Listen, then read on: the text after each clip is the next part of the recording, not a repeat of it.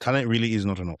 It could get you in the room, but strategy is what keeps you in the room. Truly creative people understand that there can be several kings because we all want different things. The career that I want is not the same career that Kunle Remi wants. Some of you might know Kunle Remi. He's an upcoming actor in Nigeria. I'm not competing with anyone. My biggest competition, my biggest critic and competition is myself.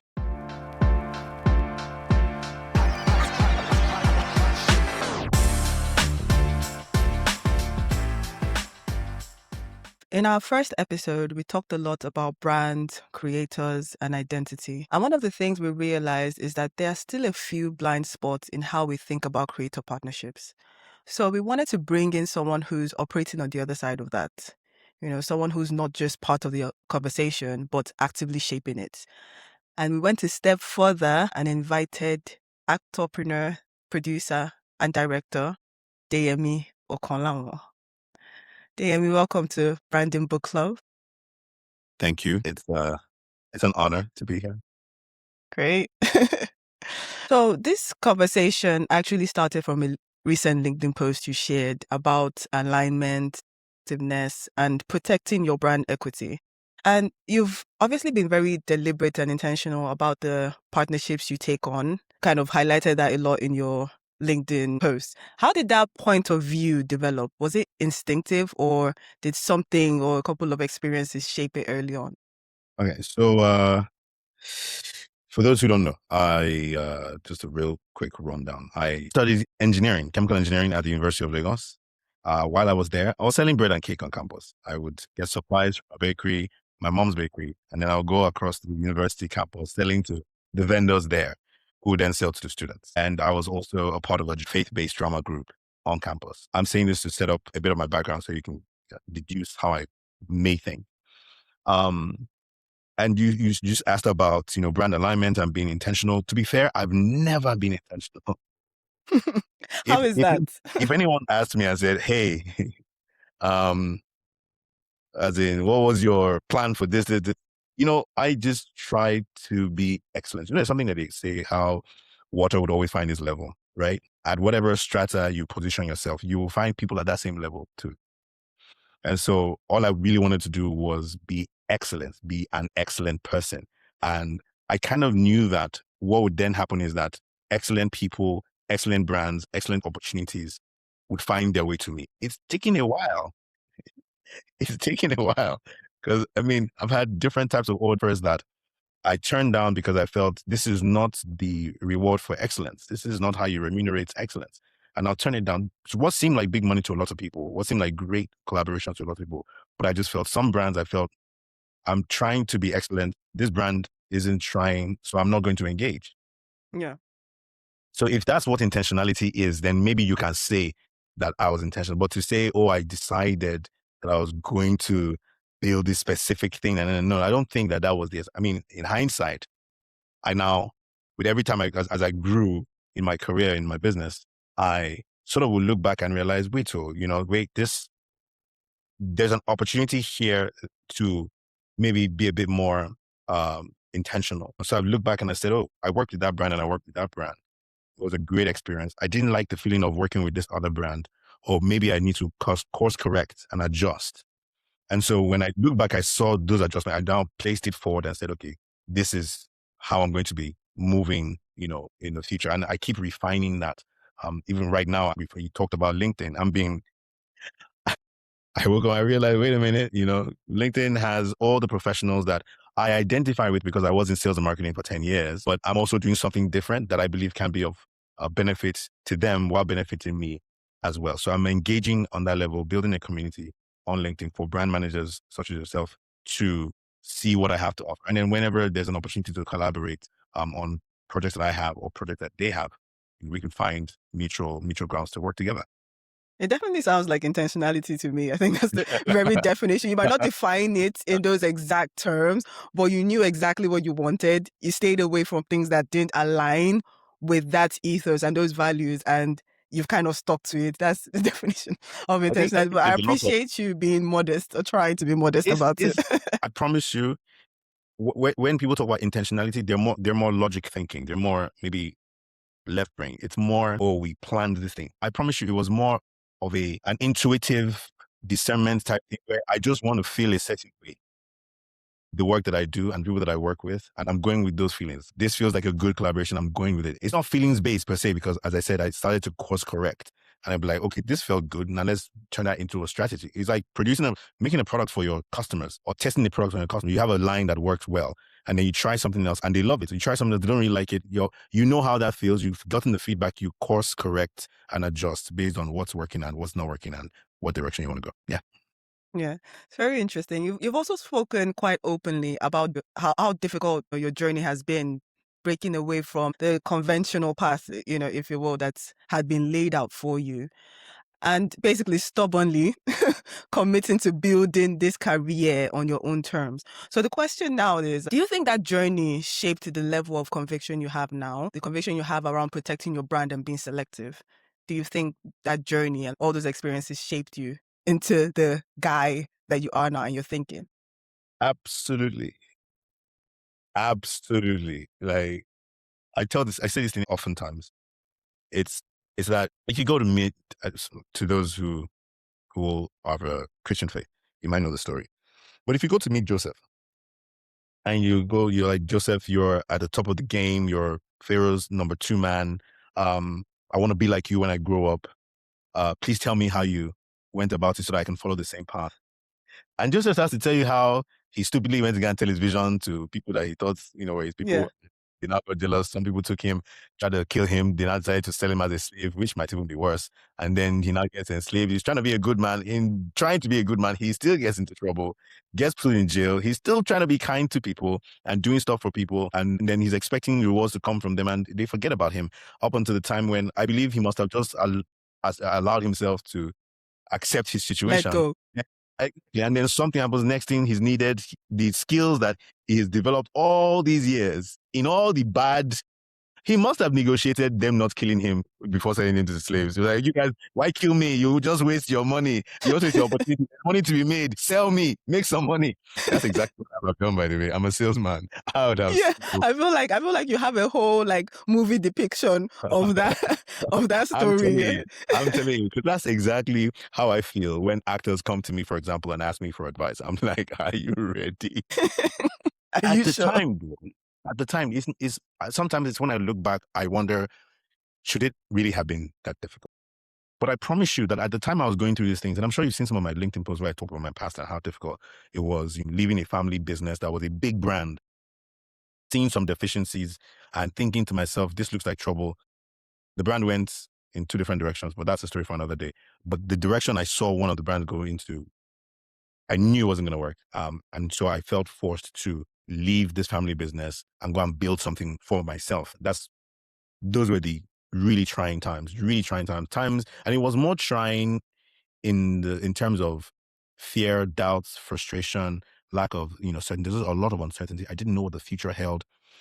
I just decided at some point to pinpoint an objective, just throw a dart on the wall and just set that as an objective.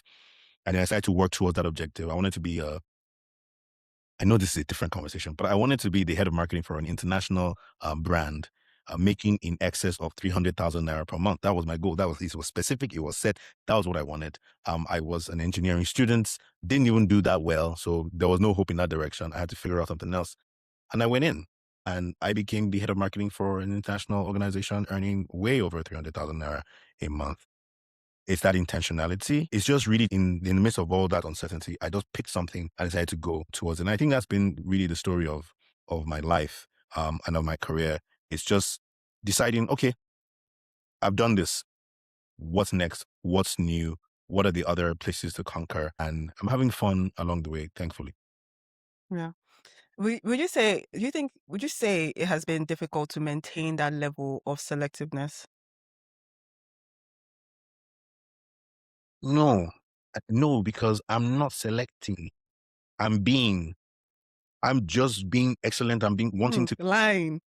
I'm not selecting who to work with. I'm being excellent. One of my mentors would always say that the reason why people who can detect fake money are so good at detecting fake money is because all they do all day is touch real money. I can't remember the name they're called, but they're people who are called in to detect whether some notes are forged. And my mentor would talk about how those people only touched excellence. And that's why they would tell when fake money touches their hand, they can know immediately that this is a fake dollar.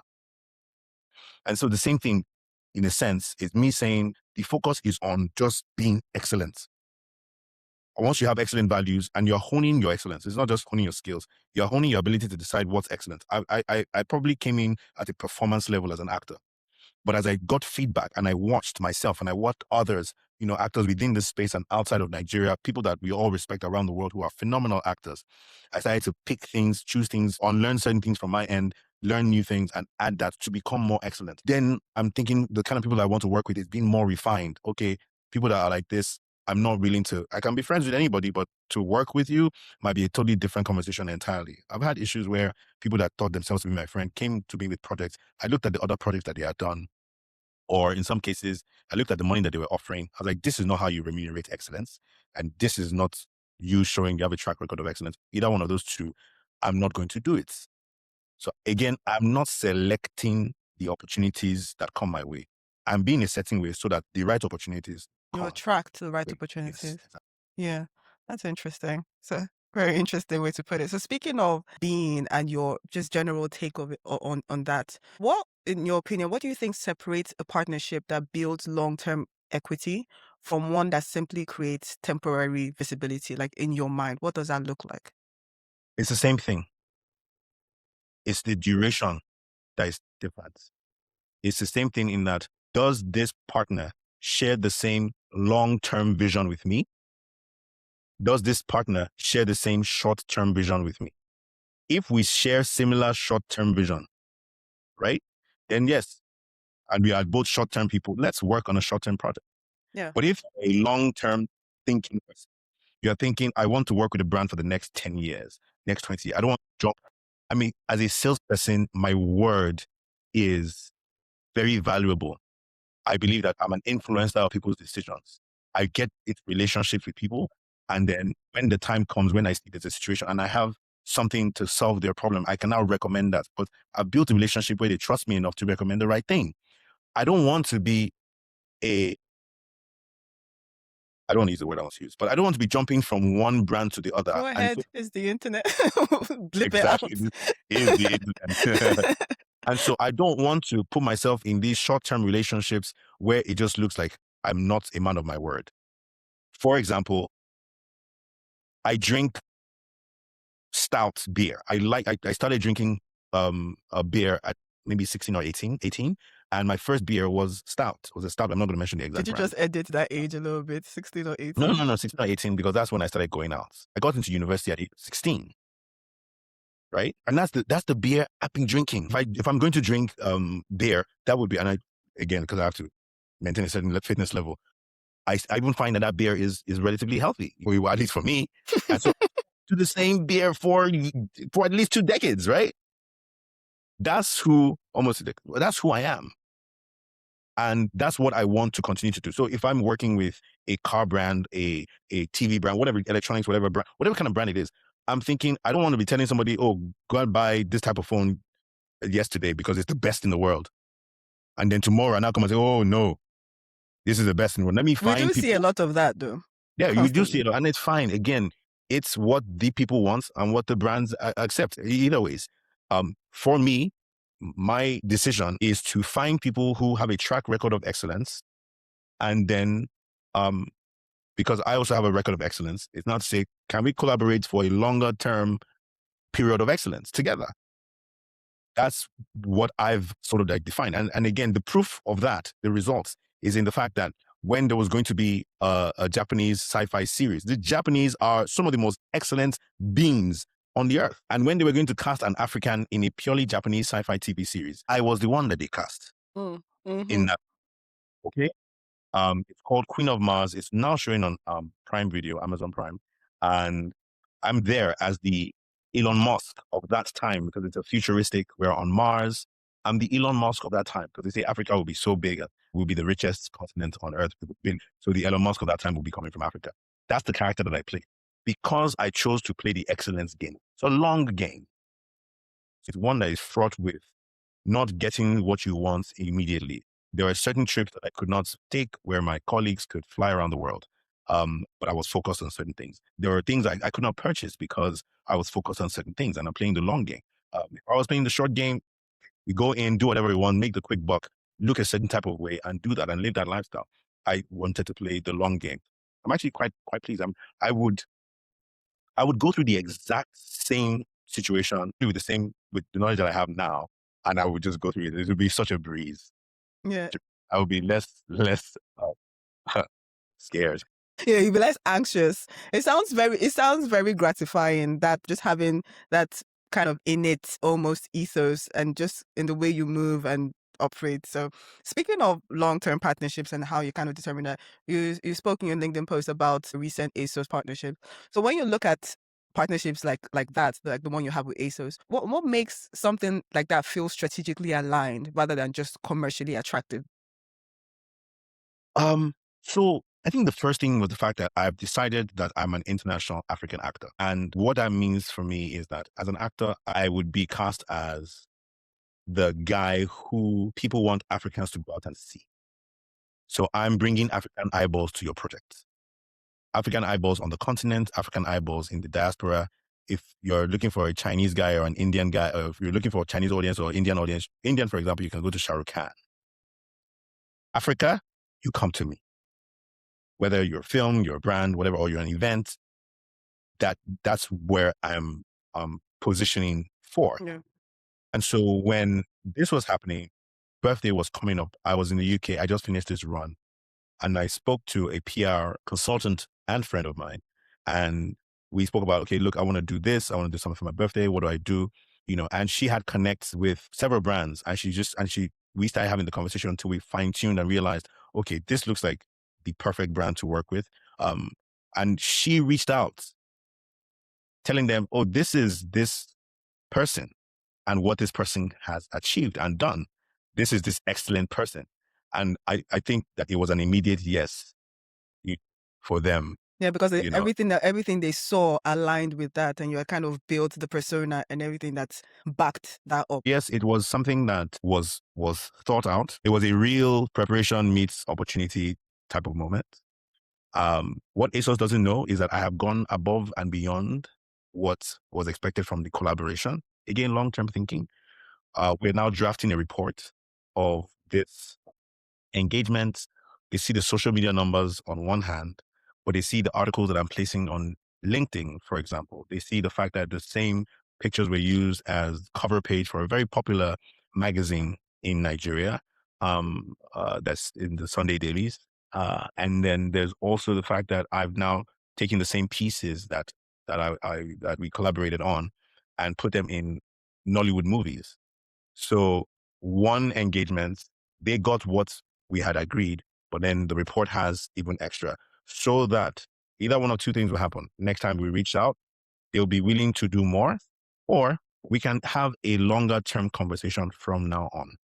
It's very interesting that you think that way because from a brand perspective, that should be the baseline, I think. It should be the norm, but it just unfortunately isn't. And when you kind of think about like from a brand manager's perspective or whoever is in charge, there's no question as to whether this worked or not. He has gone the extra mile, apart from what they will have internally in terms of the metrics that they measure. He has gone the extra mile to do all of these other things, creating multiple moments, multiple touch points from this singular experience, from this singular partnership. So it's very interesting that you say it that way because there's been a lot of discourse lately. There's been a lot going on. There's a lot of noise. It feels like the economics of influence are changing quite a bit right now. Brands are becoming more performance driven. Partnerships need to feel more measured. Audiences in their own right are more skeptical. So from your perspective, how do you think the relationship between talent, creators, and brands are evolving? And what does influence actually need to be backed by now to carry leverage? That question is far above my pay grade. I'm just an actor, please. You're an actor. You're an actor that is, your talent that has professional and educational experience in sales and marketing. So that's why I said you're a unique person to ask this kind of question because naturally you think and move differently than just somebody on the brand side or someone on the talent side. Okay. So I appreciate that. I don't know whether it's a good thing, but it's what it is. It's where I'm at. And I've gone through the phase of, I've lived through the period where brands like the movies um, approach, I call them noisemakers, but in the most endearing way, I promise you. People who are loud and brash and they command attention, not necessarily of the right kind, but they just command attention. And I've lived through that. I've lived through being excellent at a time where excellence was not being rewarded, where I was being overlooked. And I was seeing people who were more performative in what they were doing than being excellent, and just being intentional about being excellent. And I saw people getting rewarded. As a matter of fact, I saw in one very big commercial by a brand many years ago that I liked, the brand that I liked, and I think it left a bad taste in my mouth, where they use someone it's a family brand, but this person doesn't have family values. And they use that person in the brand. I kept thinking to myself, oh wow, because this person is loud and brash, on the Fits the public. Yes. visibility Yeah. So thing. they just wanted to get the numbers. I've lived through that. I've come to terms with the fact that I'm not a loud, brash brand. I'm not the person that you should expect to get you low value audiences. It's just not me. That's not where I'm at. I'm at the level of, if you are doing a mass product, that mass product should appeal to people who are in that level striving for excellence. So if it could be a mass market thing, but people are trying to elevate. That's what I identify with. And so I've come to terms with who I am as a brand and what kind of opportunities exist for someone like me. And I'm okay with that. And I'm also realizing that beyond waiting for brands to make a move, perhaps I have to solve their problems. Perhaps instead of them seeing me as a solution, instinctively seeing me as a solution, which, because there's so many things people are doing, and they are so busy doing so many things that are on their table, to now find things that are out of the box might be a bit difficult. So how about I consult for them in a sense where I look at the brand, I figure out what the challenge might be, and maybe even a challenge that they've not even seen. And then I Yes. propose a solution to that with me being front and center of that situation. For example, I've always looked at brands not having taken full advantage of the popularity of Nollywood. And if Nollywood knew how to deliver results to brands, perhaps that would have happened. But it looks like as if either Nollywood hasn't been able to tell them, this is a problem you have, let's help you solve it, or the brands haven't discovered how to. I've seen some engagements, they are very short term in nature, very Yeah. one track mind type thing. And I'll just say two things quickly. One is to say, imagine me now going to ASOS to say, hey, ASOS, Nollywood is a viable platform for you to get your product seen across Africa and across Africans in the diaspora. And this is how you go about it. That's one thing. I'm just using the ASOS example, which you can see that I've already started the process. And on the other hand, there's the fact that I've looked at Nollywood, I've looked at the movies, I've tried some things in the past where I went to a mobile phone company, OEM, and I said, look, I'm in so movies every year. This is the phone that I use right now. I don't know anybody in the company, but I'm standing in front of you and I have value to offer. They brought out a contract. They wrote me a 1-year contract as an influencer. They changed my phone every quarter, every movie of that year, every movie that I ever appeared in that year. Before, when I'm acting, this is the face, this is the phone, so that they can see my performance. Once the brand engaged me, It I moves to put the other side. it from here. And nobody knew. Yeah. Nobody knew. I wrote a script one time. I called it The Baker's Daughter. My mom owned a shop called Baker's World. And I sold the script to Africa Magic. Africa Magic bought the script. They loved the story. What they didn't realize was that I had booby-trapped that script so much. When it was time for them to produce the film, they realized they couldn't produce the film without me. Where were they going to get a bakery that would allow them to shoot within the time frame that they needed? Where would they get an actor that can ride a power bike? Where would they get someone that can get them locations, multiple locations? The bakery was on Allen Avenue, and we needed locations close by. I had friends who grew up around that area, and we were able to shoot within record time. They couldn't have done it without me. I sold them the script. They ended up paying me as an actor again, and then ended up putting my mother's company, Baker's World, on screen. 1 hour, 30 minutes, Africa Magic DSTV Premium. 1 hour, 30 minutes, guys. They put her in for free. That's how a brand, but it wasn't free. She paid my school fees. So my remuneration was the school fees. Our reward was I put how many brands are looking at that opportunity? How can I help them solve the problem? I created a reality TV show for actors, taking them through acting challenges, and then the winner gets cast in a Hollywood movie. That's a platform that any brand can sit on and say, we are empowering Nigerian youth. We are Yeah. involved in the creative space. It We are checks all the boxes. and then they get you the CSR. number. Yeah, Exactly. CSR, Exactly. visibility, Guess commercial. what? Guess what? Yeah. Some of the brands, we decided to talk to some of the biggest brands first, rightfully so. They may not be able to see it. And so, even better, let us go and meet next level brands that are still looking for growth. Let's grow together. So let it be shown that I grew, my product grew, the brand grew side by side. And then we can keep growing for the next 10 years together. One of the many things that I'm working on currently. You see, this is exactly what I'm talking about. You know, it's not the norm. And People don't. to answer your question, that's how I think brands and creators need to work together. Let's co-create. It might be my thing. I bring it to you. We integrate you into it so well. You know, there's several music reality shows that we've seen. You don't mention those shows by their name. You mention it by their brand, by the brand associated to it. Everybody will say this brand, this show. They never say just the show name. And I really don't want to mention any brand names because, yeah. Yeah, we're seeing more of it now. I think a lot of people believe that the ideas should come from the brand first, and that's not always the case. Like sometimes it has to come from the person. Well, And sorry, but there's also the fact that brands tend not to have strategy and they just put it all on the creator, on the creative. I I mean, see a yes, lot of that. there's definitely there's Yeah. definitely that, and then So they there kind has of to be that. blame them. They blame them when Yes, they when it don't doesn't see work. the results, Results. which Yes. sometimes those results were not even clearly defined to begin with. Defined.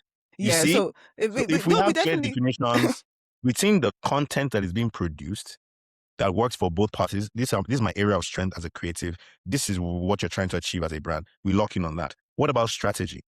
This is what is available. Don't be trying to just put the content on my page. Tell me how you're going to spread that in across third-party platforms where I can also engage with the audiences on those third-party platforms. People that are not following me, I can engage them on whatever other platform you put there. They feel some type of way that this person that was in this thing is engaging us over here.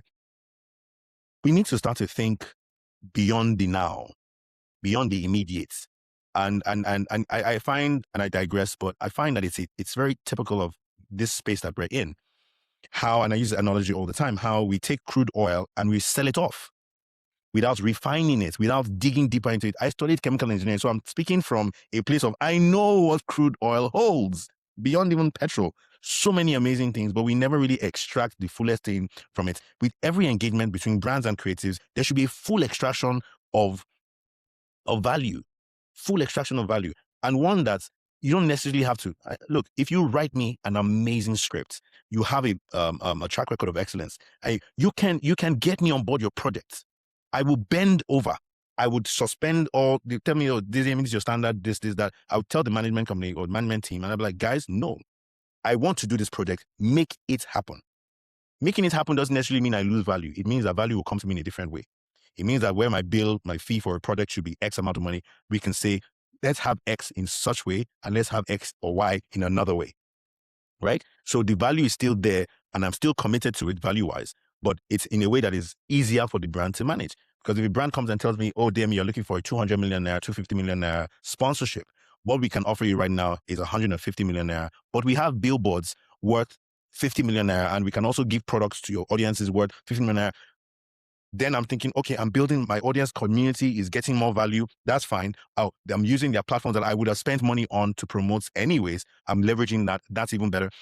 And then I'm able to keep the lights on and, keep the team going strong and developing new things. So that's how I think we need to start to think, about how we engage creatives and brands. Yeah, definitely. There's a lot that has to be done on both sides, and I think we're at a kind of stalemate. We're at a I won't say stalemate. Well, at a crossroads. Crossroads transition. Yeah. Yeah, we're in a transitionary period where brands are going back to the drawing board and saying, look, we have to approach this differently, and creators are feeling the impact of that. So Yes. A lot of free money is being taken off the table. yes, it's been taken off the table. People are not just dropping money at face value anymore. They want to see how are we measuring this? And I've said it before. I feel like creator partnerships are being treated more like media channels, like paid media channels, than No, just yes. here's a ton of money. Let's hope for the best. Because Yeah. it was always going to happen. It's not a sustainable model commercially. It's not sustainable for any side.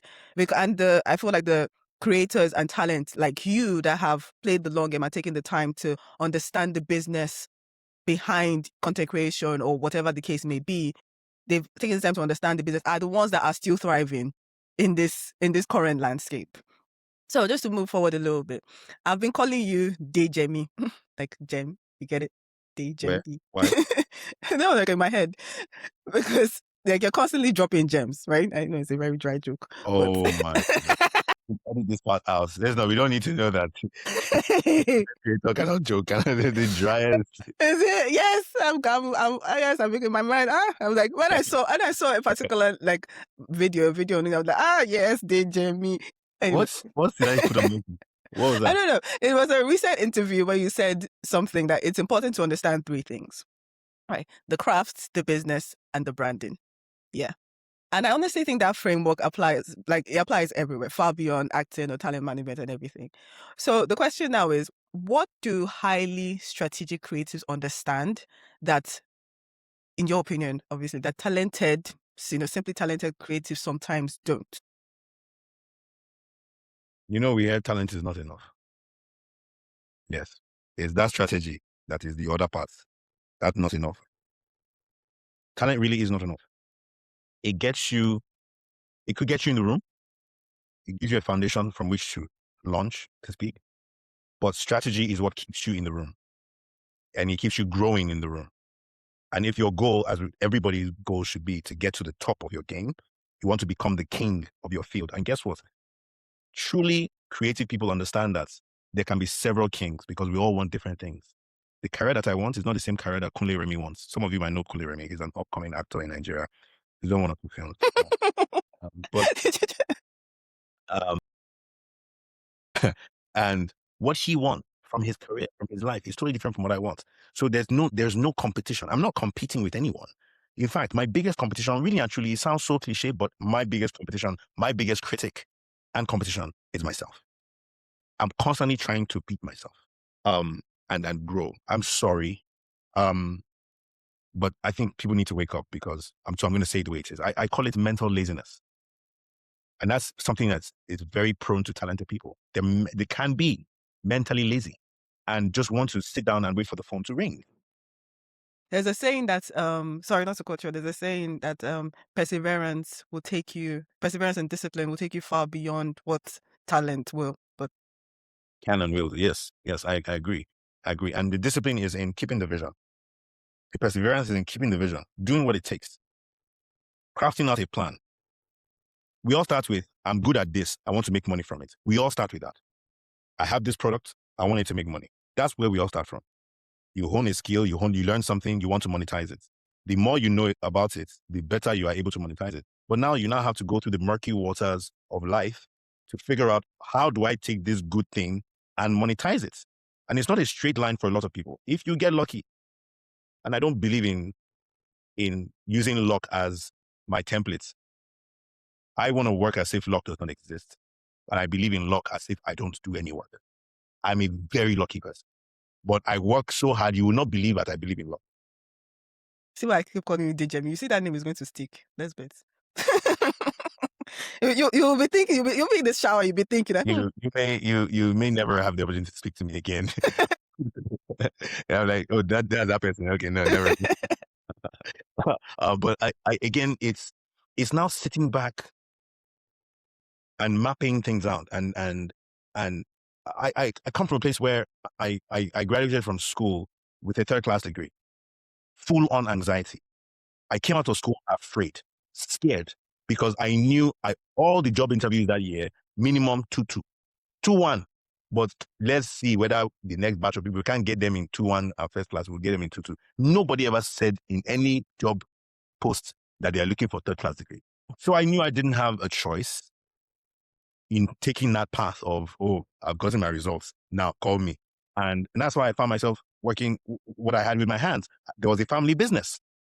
So I joined the family business, and apparently I've been selling cakes and bread my whole life.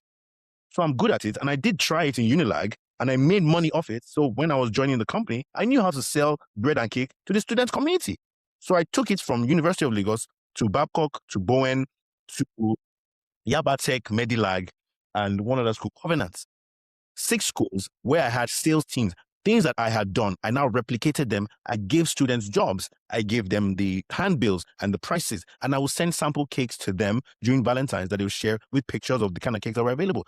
Massive sales with what I had. And then I took those results. The reason I got a job with ProShare about 2 years later, because I left because I was to start my own company. And that was a successful venture, but I failed as a businessman. We made money as a company, but we failed as a business. I don't want to get into details, but I left the company with my partners. And by that time, I'd gotten an offer from a company called ProShare, which is an investor relations company. They're in the business finance, business analysts and all that. And I was head of marketing for the company. And the reason why I was hired, the CEO said he saw on my resume that I sold X amount. And I detailed it. I said, this thing I just told you about different schools, I stated it in my resume. And he said he hired me because I had sold cake and bread. That this is somebody that he thinks if I put my products in his hand, my services in his hands, he will knock on every door. If he knocks on 100 doors, at least 10 will answer him. And that was really who I was, constantly increasing my chances of success.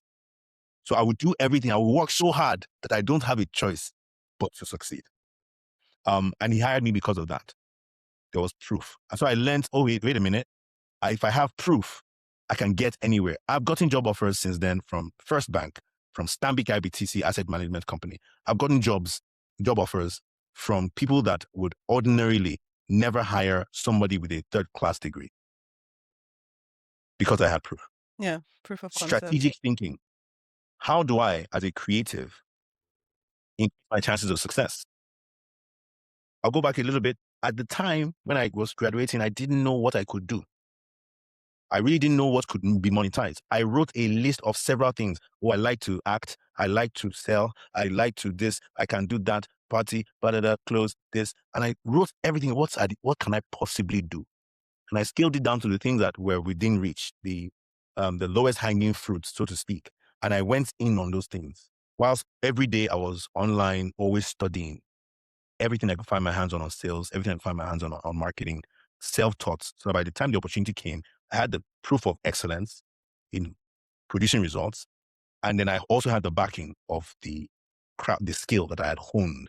That opened up the door. I was in ProShare. I did my thing, got the results, started my second company, Sales Target. The first was Quick Links Marketing Solutions. The second is Sales Target Company. Worked with a few staff, helped launch my mom's bakery cupcakes, Princess Cupcakes into the market. They gave me a project car and I would go around Lagos finding small vendors and, introducing them to the cakes. Once I was done in 6 months, I handed over my database of customers to the company. I told them to go ahead and serve the people that I had gone. And from there, they were able to build that sales channel for Princess Cupcakes. Again, being strategic. It's the same mindset I've taken into my career as an actor, where I'm creating opportunities. I'm putting in the work. I'm communicating my successes. I'm communicating my skills in the best possible way. I'm now on LinkedIn. You see, About myself and my brands, the brands that I work with and I engaged with. And it's hitting the right audience for me at this time. So that's where strategy comes in. And I think it's an entrepreneurial mindset. It's how do I add value to this world and extract value back from the world, because it has to be sustainable. And so that mindset, it can't be, oh, I'm not going to sit back, wait for one creative to just post my adverts and then we will blow as a company or as a brand. Or you as a creative would wait for a brand to come and meet you and they give you tons of money, and then you become rich all of a sudden. Yes, that happens. Brands will pick somebody and their product will blow, fine. Some people, they will sit down where they are and somebody will call them and money comes their way, fine. But I'd never use people that seem lucky as the templates. I understand that it exists and I wish for it. I want it. I desire it. But in the meantime, just to be sure that I can eat tomorrow. Anybody I'm gonna put in the work. to put in the work. Yeah. And when Japan calls, I'm available. When the UK calls, I'm available. Yeah.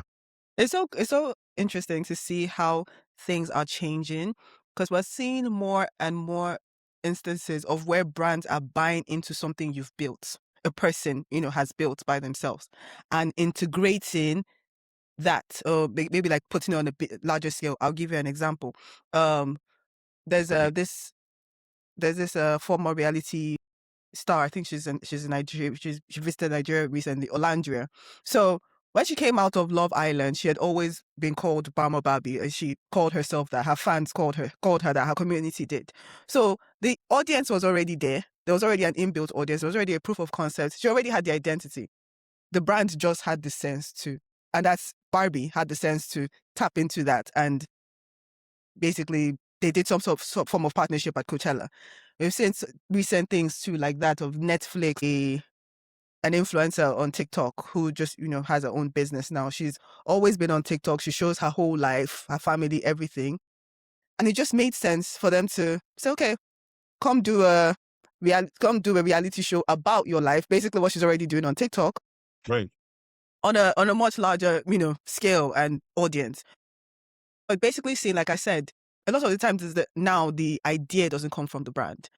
Once the community is there, once the proof of concept is there, once all of those things are there, the brand just has to see the sense to tap into it.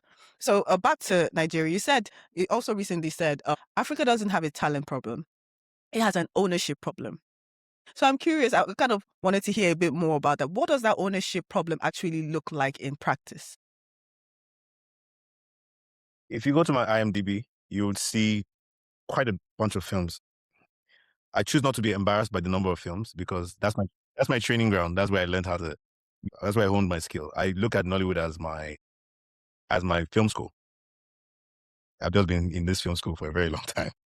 But anyways, so I try to how do I explain this now? Yes, I've been in all these films, and yes, I've been paid for them, but I don't own the films. I don't own the rights to the films. There's no long-term benefits of being in the films, especially financial. Yes, for the next 10 years, they'll see your face in the film. You've been paid once and you've gone, you've spent the money, yeah, but there's no long-term. What are you creating? Real estate. You build once, you monetize forever. But the owner is the one who monetizes, not the bricklayer, not the artisans. So I really just started to see this career as an actor almost at artisan level. That's why you hear me call myself a creative entrepreneur. The other thing I tend to call myself is an actorpreneur. Just to remind myself that there's entrepreneurship in this field. I started thinking through how to own. And I started off by telling people, you know what, don't pay me for the project. So let's suspend upfront payments for equity. How about you? It was a difficult conversation. For the first few times I tried to have it, people weren't having it. And then a few things happened. My profile as an actor increased dramatically. Immediately that happened, I just raised my price. I raised it beyond what the industry could afford. And I refused to do anything or have any conversation with anybody that would not consider what I was saying I was worth. And then the ones who really felt this thing is for this person, we wrote this thing, it's built for him, we're excellent, we know he would want to do this thing because we're as excellent as he is. They come and they say, Mr. Man, we cannot afford you. Or when they say, they cannot afford you, I said, no, you can't afford me. The question is, how can you afford me? And so now they were forced to say, this is what we have in our hand. What can we do? And I say, okay, fine. Let's work with what you have in your hand as an upfront payment. And then we can now have a back end conversation where I earn beyond the time frame of being on your set. So there's continuity in the earnings. And that's my first, that was one of my first, as a matter of fact, no, this came after. What came first was I said, you know what, I'm going to produce a movie. I'm going to throw in all roll the dice. It was make or break. This movie had to succeed. It had to be excellent. Excellent not just in the content, but even in the marketing. All's Fair in Love, I sold that film with my soul. I created that film with my heart, and it succeeded not just in Nigerian cinemas and breaking records in its own right. It was a small film, rom-com, something nobody ever expected. And then it went on Amazon Prime, and it was one of the best deals of Amazon Prime that year. And I showed what ownership in the hands of an entrepreneur looks like. And so everybody started projecting, okay, so now if we put Deyemi in a movie, there's a chance that he can generate this amount of money in the cinemas because he did it all more or less all by himself, if you know what I mean. You know? And there's a chance that we'll get, into the bigger distribution platforms, the Netflixes, the Amazon. And so those conversations started, okay, now he has proven that he can do this. He has the skill, the talent. It's also strategic. Now let's have that He has ownership. distribution as well. And now if you look at and then of course I worked in distribution, film distribution for 2 Yeah. years, which helped me produce the film and arrange the film the right way. The film, All Fair and Love, is now on Amazon Prime. You should go watch it. Constantly sell. You should really go.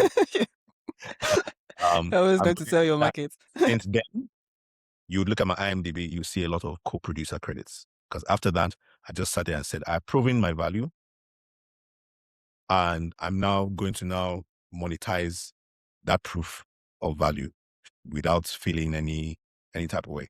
Yeah. It's very interesting the way you went about it. Like you didn't just raise your price and then wait and see, yeah, take it or leave it. Because that's why you hear of more and more people pricing themselves out Out of of the relevance. Yeah. Out of relevance. Yeah. Yeah. And you actually put in the work and raised your profile with that move. Then they started coming to you and listening to what you had to say. That's, yeah. See? Intention. That's what you want to call it. It's intention. Look, not everyone thinks like that. It's just fact. Anyway, I think this opens up a slightly bigger conversation about how brands and talent actually work together in practice. So I just wanted to get your opinion on two things. What do you think brands fundamentally understand about talent partnerships? Brands understand the media network. They understand those. If you think about this as a matrix, right? With the creative at the center of the matrix. It's a matrix. It has different nodes. Brands understand the nodes very well, and they have the resources to get those nodes activated. The creator at the heart of it understands the content. Now, they know the nodes, they know where the nodes are, they understand what is needed at the node, so they can come and meet the creator and adjust the content to match the node and then carry it to those different nodes. The creator itself has to be able to look out and say, what I'm creating has to be such that it can be applicable for use or for leverage for brands. So you're not just being creative for the sake of creativity, right? You're You're just being doing creative. activity. Yeah, exactly. Because and it depends on the scale, because you can decide to be creative for the sake of creativity, especially if you have money already. Yeah. And is that not the goal? Yeah, it's That's a the goal. goal. Yeah. Yeah. You can do anything you want to do with one popular detergent brand today. You can do the pink version of it. You've won already. Anybody wants to go and buy detergent in the market, they mention that detergent. They mention detergent by the name of the brand. Now they can do whatever they want with it. Because they've won. They've won mind share. They've won in the lexicon, so to speak. And so creatives need to understand how their content can work for other brands. Even if you create it out of pure creativity, you need to sit down extra and now think to yourself, okay, so that if the brands cannot see it, and if you're unique, there's a possibility that they won't see it because they're used to other things. You can now say, hey, look at me. This is what I'm doing. This is how it can be of benefit to you. They see, they think, oh, wow, that's actually true. We can work on that. Let's infuse ourselves in here. We know where to take it so that it becomes successful. And that's how you build this universe where the creator and the brands can coexist. It's like the cell that has a nucleus, and then it has, an atom that has, the innermost part of it being the creativity, and the rest of it being, I would call, the business of monetizing that content. Yeah. I think you've answered my next question, because it was like, what do you think talent sometimes misunderstand about their own brand equity? And you've basically answered that. So we're just going to end with a couple of rapid fire questions. You ready? Super simple. What's an instant red flag in a partnership? Like when somebody brings you, uh, potential partnership, what would you say is an instant red flag? Their track record. Yeah. Explain a bit. If you're an anyhow brand, if you are known to be an anyhow brand, chances for me working with you is very slim. Are there types of brands, companies based off of like the industry or kind of work that they do that you automatically say no to? So that's a different conversation. That's now whether it's value based. Do they share the same values that I share? Or interest based? Do I have the same interest? Because if I have an interest in perfume, for example, it's going to be easy for me to work with a perfume brand because I'm interested. I'm excited by it.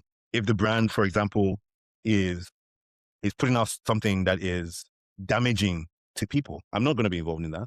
Whether it affects them mentally or they get addicted to things and it affects their lifestyle, whatever it is, if it's something that damages them, could cause them hurt, a lot of things that people are doing that can cause people hurt. And I use one example because it's not an example that I'm interested in any way, shape, or form. People that do bleaching cream, they can never get me on their feet. It's not, you know what I'm saying? So I can safely say publicly, There's no potential there.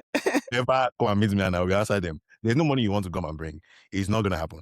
I'm not aligned. I'm not interested. We don't share the same values. Well, they might have money, sure, but still, again, for me, that's not number one. If they have real money, I will think about it. Be like, but I could be fine if I'm I'm like, yellow. then you see what I'll do is once I say no to them, I'll make sure I go and create an opportunity that can replace that money that I lost. Mm. So it's so that's the inspiration. Yeah, I lost 100 million. I have to move. Biggest myth about Nigerian talent on the global stage.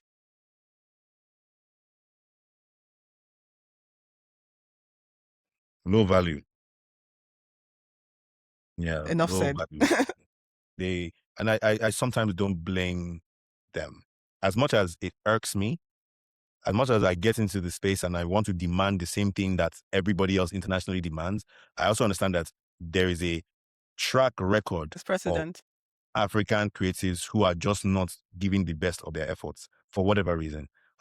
There's no excuse. If you're not being excellent, you should. If you're not even striving to be excellent, if that's not even on your radar, then you shouldn't be doing whatever it is that you're doing in the first place. One thing the African creative industry needs to stop apologizing for. For being African, we proudly made in Africa. I'm not trying to pretend. I'm not trying to pretend to be. Somebody said, "Oh, you need to send us an audition video sounding like a Black American." I've never spoken to the person again. I'm an African man. If I find myself in a film where I need to speak a certain way, I've spoken languages. I've spoken Japanese. I've spoken Swahili. I've No spoken one but French. an, eyelashes. Yeah, I lead. Exactly. So don't make me feel like my Africanness is of less. It's a hindrance or it's an It's a issue. hindrance. No. Although there are certain hindrances, our passports can be hindrances, but we'll work around. There's always a way around. Yeah. Always a workaround. What do brands get wrong about African audiences specifically?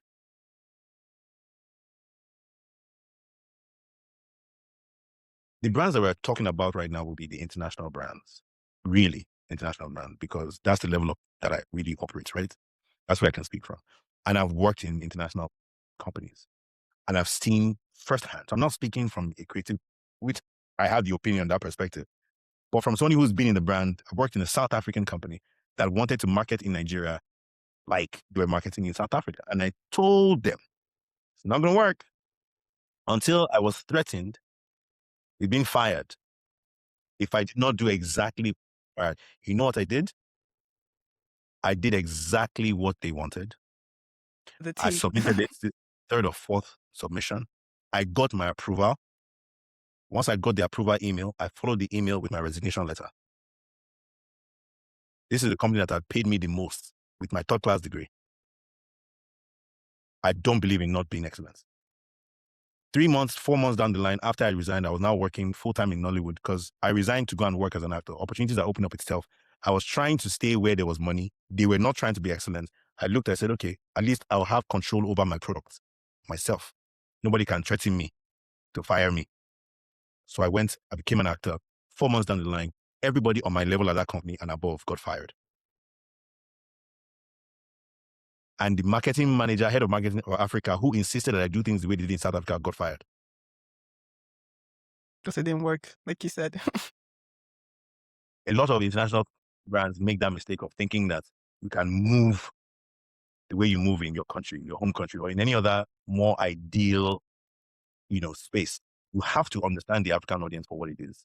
You have to understand that price is a very sensitive thing for us, but we're also very aspirational. So even though you're giving us a lower price commodity, it has to have high value experience attached to it. How you want to figure it out to make it work, that's on you. Don't say because we are price sensitive, now give us subpar products. If you do, yes, we'll take it because it's within our bandwidth. But the moment somebody else comes, better experience, same amount, less, or even slightly more, by jumping ship, you've lost your customer base, you fail. And it really is a double standard, isn't it? Like, because when we go abroad or we go into their terrain, we have to bend, we have to Because adjust, conform. to fit into the In Japan, landscape. if I have a call time for 8 a.m., if I get there for 8 a.m., I'm late. I conformed. I will be there before call time. I'm there. I conform. There's no African time outside of Africa. And I think that's one of the things we need to abolish, the idea of African. Honestly, yeah, no. Japanese It's a were problem. asking me, why is it that Nigerians, when you invite them for a program at 10 a.m., they show up by 12? That's the one that Yeah, actually, they said it was worse. I edited it. And I said to them, oh, sorry, this is actually a cultural thing. In Japan, people are focusing on the fact that, when you don't keep to time, you're dishonoring the next person. So you have to make sure that you're on time so you don't waste people's time. Yeah. And that's the thing. But in Africa, we are more over deliverables. We're more about relationships. So if I'm with somebody, for example, I'm supposed to be somewhere by 2 p.m., like I am actually, but building a relationship with the person I'm with at the moment is more important than honoring something that is not yet there. And so we spend more time. It was just me telling a story. It's a lie. Yeah. Because like I'm actually listening to you and I'm like, I believe I promise you, I almost believe my I remember I was just trying to save face. But yeah, we need to do better. We need to do better. Oh my God. Yeah, And the then based off of that, there's demand. There's demand for better. Yeah, exactly. Yeah, just on that note, the last one is one word that describes where the African creative economy is headed. I think we are the word is precipice. We are at that point. It's make or break. We can no longer hide under we are poor, we don't have access to information. You know what I'm saying? We cannot hide under that anymore. And then there are opportunities to be global. We have to, as we stand on this precipice, we need to decide what direction we want to go collectively. We need to decide what our collective ideology is. And I'm gotten to a place, I just lost a friend of mine due to the way, it wasn't even the loss that hit me the most. It was the way we lost him. Was his way of managing was to be quiet. He kept quiet. He said nothing to anyone and kept quiet. And that was, maybe it was the right thing, but I see that as being the result of unkindness. And so I'm actually right now in a place where I'm, as a side quest, deciding, I'm going to start sharing the gospel of kindness. Now, I promise you that there are brands who align with that gospel of kindness. They could be charity organizations. They could be the CSR portions of certain brands. And so even though I'm creating this idea of how do we spread kindness, I see that there would potentially be opportunities to work with brands, but let me figure it out right now. There's a brand called Good Online. Check them out. And between my kindness and their good, there's already some kind of. If it's me now, you say I'm cracking dry joke, but go No, but ahead. think about it. I'm doing a campaign of kindness. The company is called Good. Yes. Is that not the kindness not a good thing? No, your jokes are really dry. I'm sorry. Okay, Deyemi, go on. Okay. For this interview. Yeah, so the precipice, we need to collectively decide to move forward. It would take a few to start out, but the others should start to look at those ones. Don't look back and look at the rest and think, let me blend in. Look forward. Davido has done it. Burna Boy has done it. Wizkid has done it. Look at our international fashion designers. A star. You see, it happened in music. It needs to happen in fashion. It needs to happen in film. It needs to happen in food. It needs to happen across every creative endeavor that we have in this space, because that is the only way that we can, that's what we have that we can export. Yeah, because We live in, yeah, yeah, we are some of the most talented, resilient people in yeah, the world. It's just yeah. facts. It's not because when I moved here and everything is, it's just kind of seeing that, oh, she's so like on it, or she's hardworking, or you get like, but this is base. This is bare I mean, minimum in Nigeria. Like this is the bare minimum. So yeah, to survive. to survive. Just- oh yeah. So I think our trauma has made us has made us more as a people. It's made us more as a people, but understand that the environment that you're in the murky water that you're in tends to get you stuck no matter how excellent you are. So we need to consider that you can't just be excellent. You have to walk excellently. You have to maneuver, strategize your Yeah. way out this system, to rise above the rat race and gain international recognition, or work with it, or do international collaborations.